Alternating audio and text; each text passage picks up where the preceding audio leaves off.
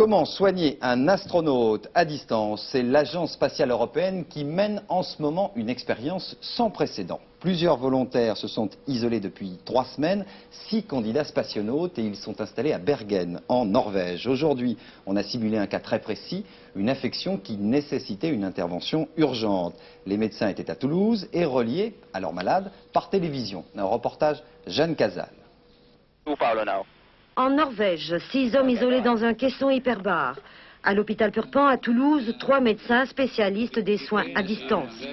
Tous ces acteurs se sont rencontrés avant l'expérience, car la télémédecine passe par la formation. Formation pour celui qui joue le rôle du malade, formation pour l'assistant sanitaire, c'est lui qui décrit les symptômes dont souffre le patient pour que le médecin puisse, à distance, établir un diagnostic avant de traiter. La nouveauté, un système expert mis au point à l'université Paul Sabatier à Toulouse qui permet aux isolés de Bergen d'être guidés en temps réel dans la pratique de l'examen du malade. Une technologie de pointe pour cet examen médical à distance, une première mondiale.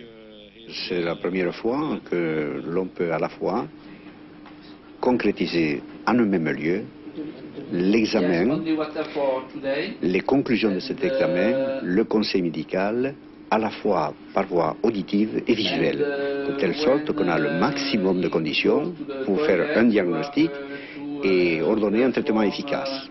Maladie simulée, un calcul rénal entraînant des coliques néphrétiques, une pathologie dont peuvent souffrir les spationautes à bord des stations orbitales. Les différentes données recueillies au cours de ces expériences de physiologie et de télémédecine serviront de base pour la future infrastructure orbitale européenne des années 2010.